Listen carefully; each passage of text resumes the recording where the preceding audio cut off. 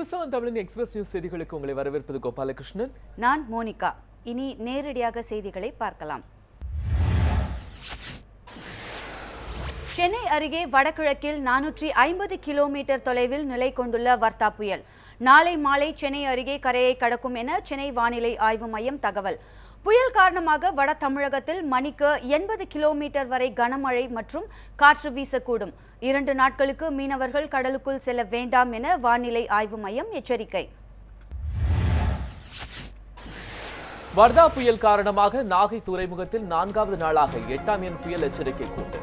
கடல் சீற்றம் காரணமாக கரையில் நிறுத்தப்பட்டுள்ள பெரும்பாலான படகுகள் பெரும் வருவாய் இழப்பு ஏற்பட்டுள்ளதாக மீனவர்கள் வேதனை.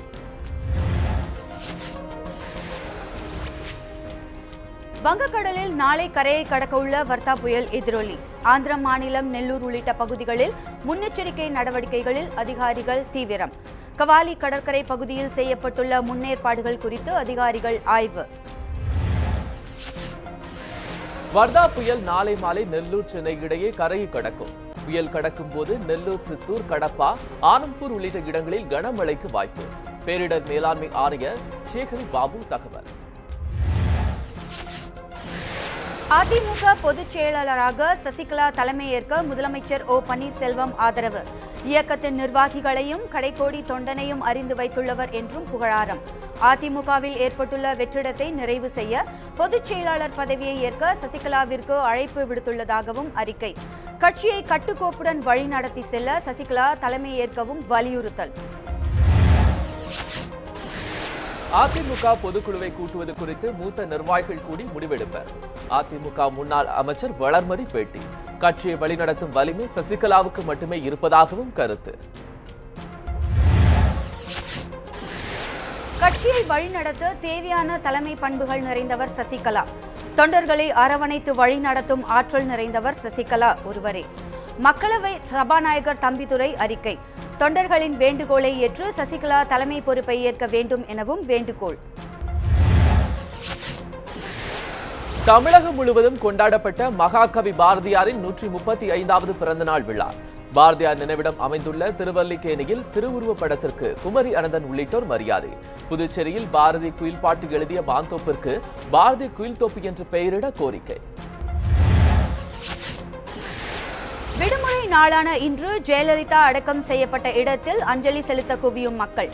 ஜெயலலிதா சமாதியில் மொட்டையடித்து இரங்கல் தெரிவித்துக் கொண்ட தொண்டர்கள். நேரில் வந்து ஜெயலலிதா நினைவிடத்தில் அஞ்சலி செலுத்திய நடிகை த்ரிஷா. தமிழகத்திற்கு ஈடு செய்ய முடியாத இழப்பு ஏற்பட்டுவிட்டதாகவும் த்ரிஷா இரங்கல். முதலமைச்சர் ஜெயலலிதா மறைவை ஒட்டி ராசிபுரம் அருகே மொட்டையடித்து அஞ்சலி செலுத்திய மக்கள். பாடை கட்டி ஒப்பாரி வைத்து இரங்கல்.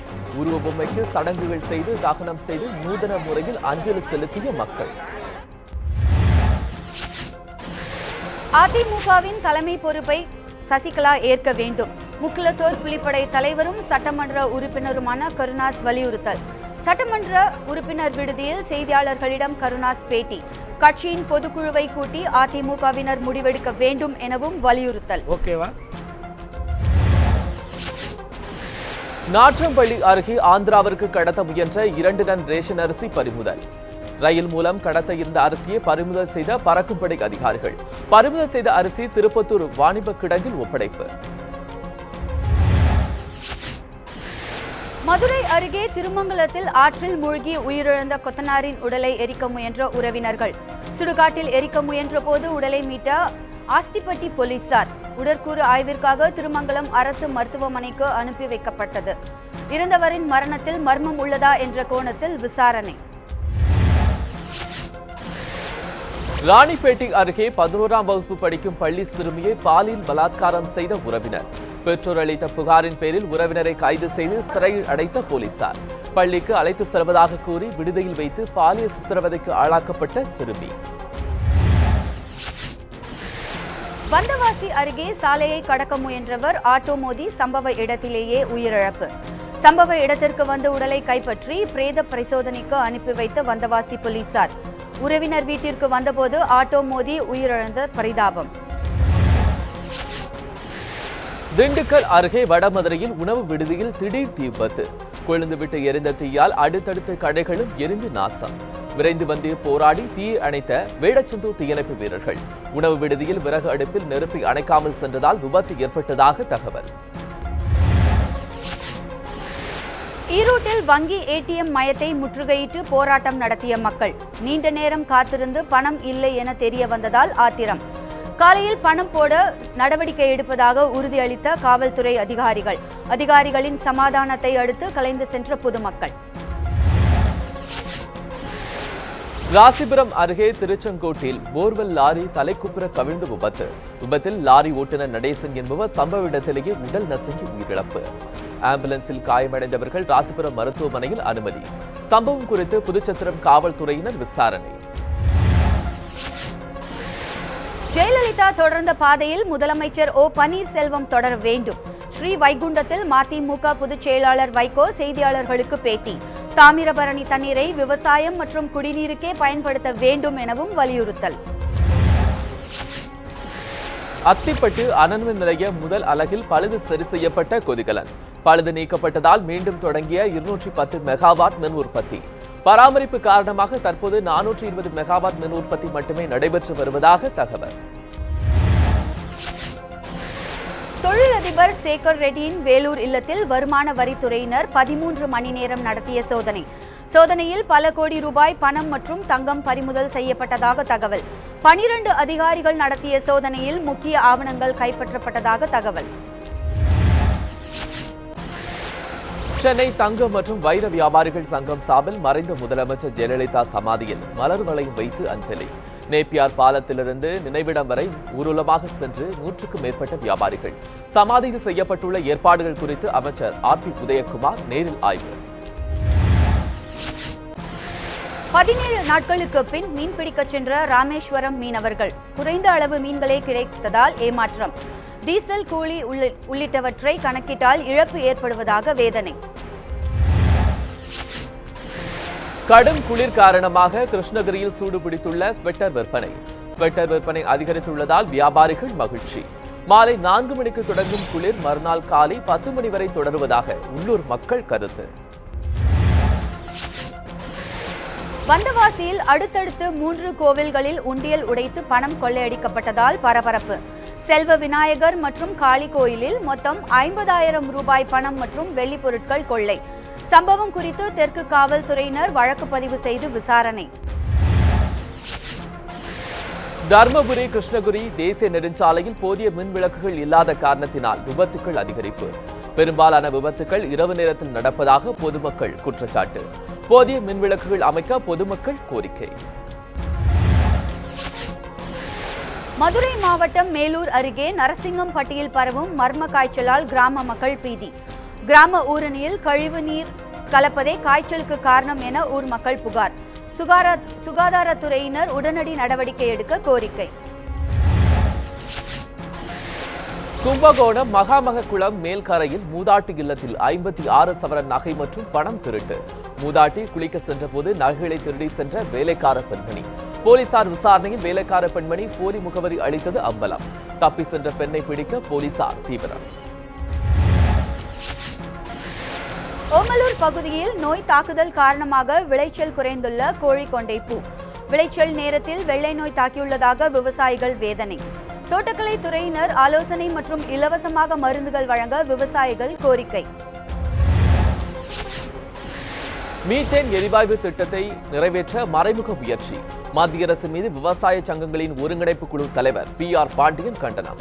ஜெயலலிதாவின் வழியை பின்பற்றி தமிழக முதலமைச்சர் ஓ பன்னீர்செல்வம் பேராபத்தை தடுக்க வேண்டும் எனவும் கோரிக்கை. திருச்சி மாவட்டம் மண்ணச்சநல்லூர் அருகே முழுக்க மின்சாரம் இல்லாமல் வாழும் கிராம மக்கள். பள்ளி குழந்தைகள் படிக்க முடியாமல் சிரமம் அடைவதாக ஊர் மக்கள் வேதனை. ரேஷன் கார்டு ஆதார் அட்டை வழங்கிய அரசு மின்சாரமும் வழங்க வேண்டும் என கோரிக்கை. ஆரணி அருகே உடல்நிலை பாதிப்பால் மனமுடைந்து தூக்கிட்டு தற்கொலை செய்து கொண்ட பெண். 40 ஆண்டுகளாக வயிற்று வலியால் அவதிப்பட்டதால் தற்கொலை செய்து கொண்ட சோகம். தகவல் அறிந்து உடலை மீட்டு பிரேத பரிசோதனைக்கு அனுப்பிய ஆரணி போலீசார். மணப்பாறை புதிய காலனி ஸ்ரீ வலம்புரி விநாயகர் ஆலய மகா கும்பாபிஷேக விழா. மங்கள இசை மற்றும் மகா கணபதி பூஜையுடன் தொடங்கிய வேள்வி யாகம். நிகழ்ச்சியை காண மாவட்டம் முழுவதிலும் இருந்து குவிந்த மக்கள். கல்பாக்கம் அருகே மீனவர் குப்பத்தில் மறைந்த முதலமைச்சர் ஜெயலலிதாவிற்கு மகளிர் அணி சார்பில் கண்ணீர் அஞ்சலி. பனையூர் சின்னக்குப்பம் பகுதி மீனவ பெண்கள் ஒன்றிணைந்து அஞ்சலி. ஒப்பாரி வைத்து மௌன ஊர்வலம் நடத்தியும் செலுத்தப்பட்ட அஞ்சலியில் 100க்கும் மேற்பட்டோர் பங்கேற்பு. வர்தா புயலை எதிர்கொள்ளவும் பொதுமக்களை பாதுகாக்கவும் முன்னேற்பாடுகள் தீவிரம். தாழ்வான பகுதிகள் கண்டறியப்பட்டு மீட்பு குழுவினர் தயார் நிலையில் உள்ளதாக தகவல். வருவாய்த்துறை அதிகாரிகள் போதிய முன்னெச்சரிக்கை நடவடிக்கைகளை மேற்கொண்டுள்ளனர். வருவாய்த்துறை அமைச்சர் RB உதயகுமார் சென்னையில் செய்தியாளர்களுக்கு பேட்டி. சென்னை கோபாலபுரத்தில் திமுக தலைவர் கருணாநிதியை சந்தித்த இந்திய கம்யூனிஸ்ட் கட்சியின் மாநில செயலாளர் முத்தரசன், துணை செயலாளர் வீரபாண்டியன் உள்ளிட்டோரும் கருணாநிதியிடம் நலம் விசாரிப்பு. அரசியல் காரணங்களுக்காக திமுக தலைவர் கருணாநிதியை சந்திக்கவில்லை என முத்தரசன் பேட்டி. சென்னை கோபாலபுரத்தில் திமுக தலைவர் கருணாநிதியை சந்தித்தார் மத்திய அமைச்சர் பொன் ராதாகிருஷ்ணன். உடல்நலம் குறித்து விசாரிக்க வந்ததாக பேட்டி. சந்திப்பில் அரசியல் இல்லை எனவும் பொன் ராதாகிருஷ்ணன் விளக்கம். விழுப்புரம் மாவட்டம் கள்ளக்குறிச்சி அருகே கல்வராயன் மலையில் சட்டவிரோதமாக செயல்பட்ட துப்பாக்கி தொழிற்சாலை. ரகசிய தகவலை அடுத்து துப்பாக்கிகள், உபகரணங்கள் மற்றும் தோட்டாவை கைப்பற்றிய வனத்துறையினர். வனத்துறையினர் சோதனையை அடுத்து தப்பியோடிய தொழிற்சாலையின் உரிமையாளர். லக்னோவில் நடைபெற்று வரும் ஜூனியர் உலகக்கோப்பை ஹாக்கி போட்டி 5-3 என்ற கோல் கணக்கில் இங்கிலாந்தை வீழ்த்திய இந்திய அணி. இரண்டாவது வெற்றியை பெற்றதன் மூலம் அரையிறுதியை உறுதி செய்த இந்திய அணி கடைசி லீக்கில் தென் ஆப்பிரிக்காவை நாளை சந்திக்கும் இந்தியா. திருமணத்துக்கு பிறகு ஒரு முக்கிய முடிவு எடுக்க உள்ளதாக தெரிவித்துள்ள நடிகை சமந்தா. திருமணத்திற்கு பிறகு நடிக்க வேண்டுமா என்ற முடிவாக அது இருக்கும் என சூசகம். முடிந்தவரை நடிப்பை தொடரவே முயற்சி செய்வேன் என்றும் கருத்து. தொழிலதிபர் ரெட்டியிடம் கைப்பற்றிய பணத்தை மாற்றுத்திறனாளிகளுக்கு கழிப்பிடம் கட்டித்தர வேண்டும். நடிகர் சங்க பொதுச் செயலாளரும் நடிகருமான விஷால் வலியுறுத்தல். பணத்தை கொண்டு முதியோர் இல்லங்களுக்கு உணவு, விவசாய கடன், கல்வி கடன்களுக்கு பயன்படுத்த வேண்டும் என்றும் வலியுறுத்தல். இத்துடன் செய்திகளின் இந்த பகுதி நிறைவேற்றது. தொடர்ந்து இணைந்திருங்கள் நியூஸ் 7 தமிழில். நன்றி, வணக்கம்.